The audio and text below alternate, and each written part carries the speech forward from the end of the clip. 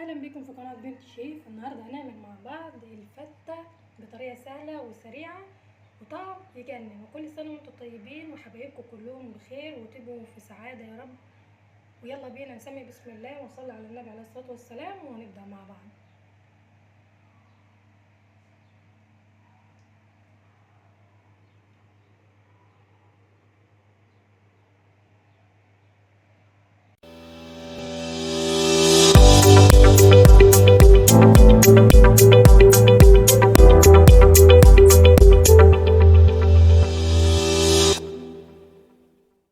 في حله على النار وهنبدا نضيف معلقه من السمنه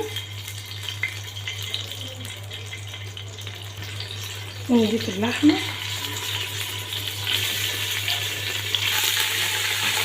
ونديها تشويحه كده، نديها تشويحه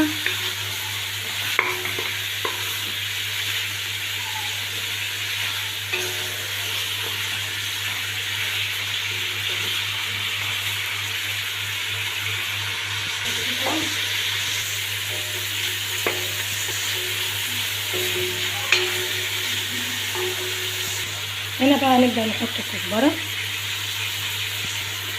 وكمون وبصل، نديها تقليبة كده الأول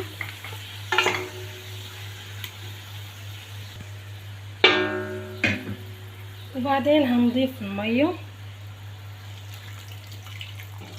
بس احنا هنا بنضيف بعد ما زودنا المية، وعلشان هي سخنة هتبدأ تغلي بسرعة. بس اول حاجة لما تبدأ تغلي معاكي هنبدأ نشيل الريم اللي بيظهر على وشها كده الاول. يعني خلاص هي بدأت تغلى اهو، تبدأي تشيلي الريم ده خالص علشان تبقى الشوربة بتاعتك صافية ما فيهاش اي حاجة ولا اي شوائب ولا اي حاجة.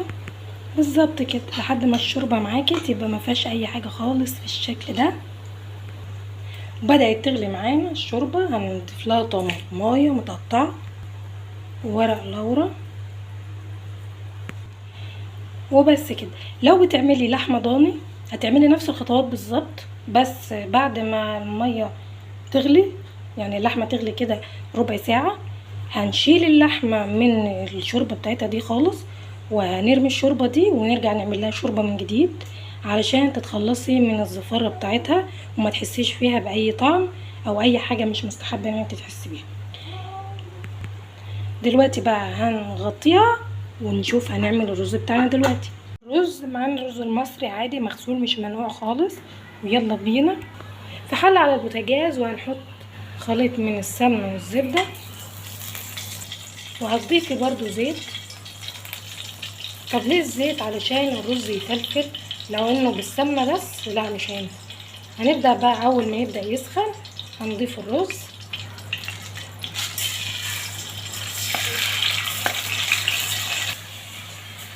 هنبدأ ان احنا نقلبه مع بعضه ياخد تشويحة كده علشان يبقى مفلفل معاكي.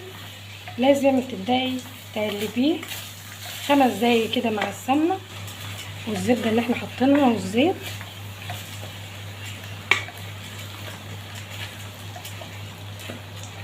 جبنا الرز هنبدأ نضيف الشوربة. شايفة الشوربة ما فيهاش اي شوائب ولا اي حاجة خالص ازاي. هنبدأ نضيف الشوربة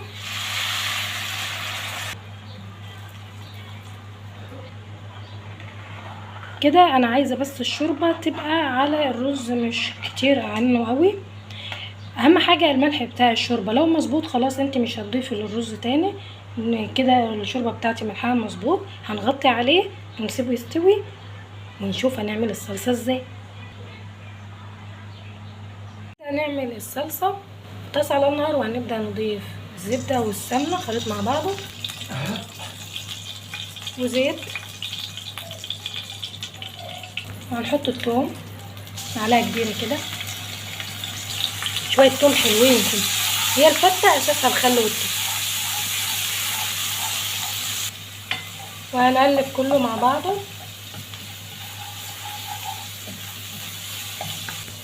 وهنضيف على طول الخل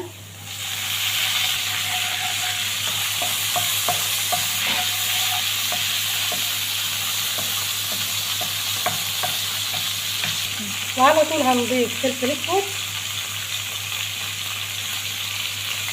وملح، مش اكتر من كده.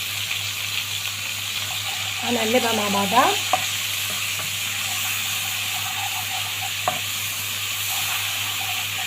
لما ريحه الخل تبدا تطلع كده الفوق، هننزل على طول بالصلصه. طب لو مش عندك صلصه زي كده، خلاص هتعملي عصير طماطم وهتضيفي معلقه صلصه جاهزه. هنضيف معلقه سكر علشان تعادل الصلصه، وكده الصلصه بقت جاهزه معايا. هنضيف لها بس شويه من الشوربه، كبشه بسيطه كده. هنضيف كبشه الشوربه دي بس كده، وهنسيبها تاخد غلوه مع بعضها، ويبقى كده الصلصه جهزت معايا. كده الصلصه خلصت معايا، شايفاها تقيله ازاي؟ احنا عايزين السمك كده بالظبط. ومن البهارات بتاعتها هو بس الملح والفلفل الاسود، مش هتحطي كزبره ولا اي حاجه تانية عشان ما تقلبش معاكي صلصه للكشري. هي اساسها الخل والثوم، ومفيش بهارات كتير غير الملح والفلفل.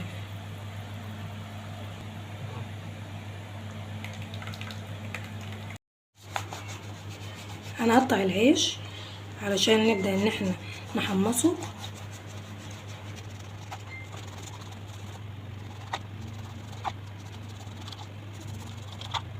قطعنا العيش، هنبدا نحط عليه خليط من الزبده والسمنه وشويه زيت صغيرين ونحطه عليه.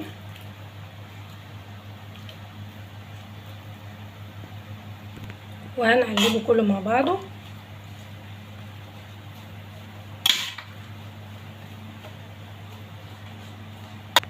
وهندخله في الفرن تحت الشوايه يتحمص، ونعمل باقي الفتة. دلوقتي اللحمه خلاص قربت تستوي، هنبدا نحط لها الملح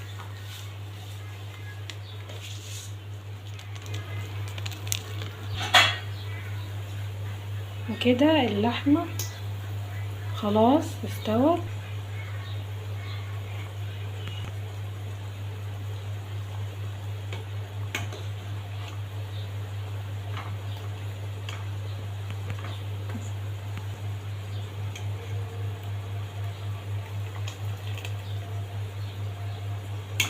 تمام كده. هنبدأ نحمر اللحمة. هنحط معلقة من الزبدة،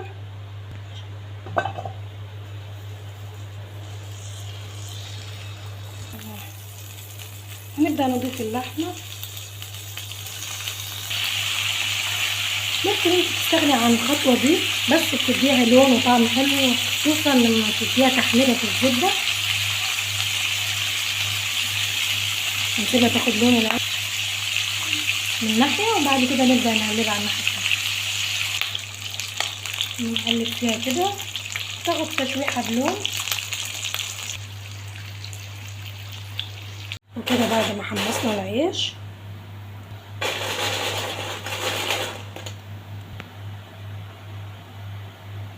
نجهزها علشان نقدمها بقى في الصينية اللي احنا متعودين نحط فيها. طبعا الاكله دي بتاكل في الصواني كلنا مع بعضينا كده. نبدأ نحط العيش الأول،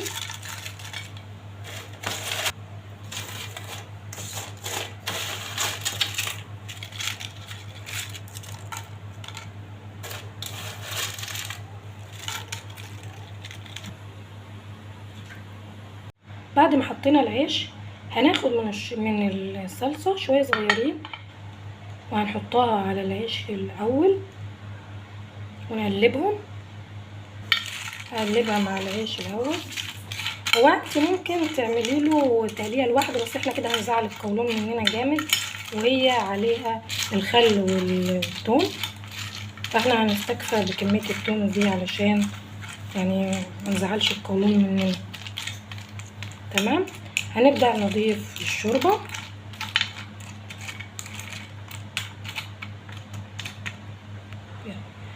هنحط الكبشه بتاعت الشوربه، كبشه كبيره كده حلوه. اهم حاجه انا بعمل في صينيه بايركس يبقى تحتها خشبه او قماشه علشان ما يحصلهاش اي حاجه. هنبدا بقى نسويه في الشوربه قبل ما نحط الرز.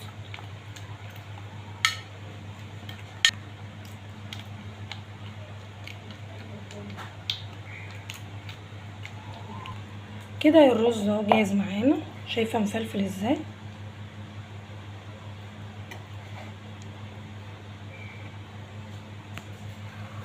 هنضيف الرز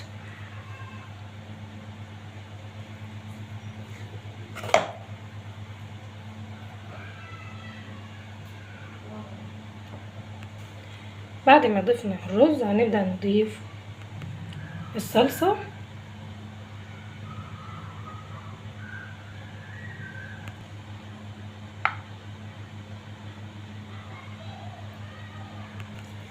وهتبدأي تضيفي اللحمة بتاعتك.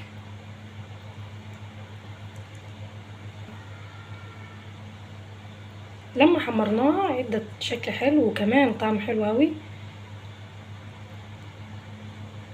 طبعا الفتة بتاعت اهالينا في اسكندرية بتبقى زي كده بالظبط، بس ما فيهاش اي صلصة، يعني خل وتوم والرز والعيش واللحمة بس. بتستغني عن الصلصة انك تعملي التوم بخل وخلاص على كده. وكل سنة وانتم طيبين، وربنا يجعله عيد سعيد على الجميع يا رب، وتبقوا بخير دايما. شايفين قطع اللحمة دايبة ازاي في التسوية.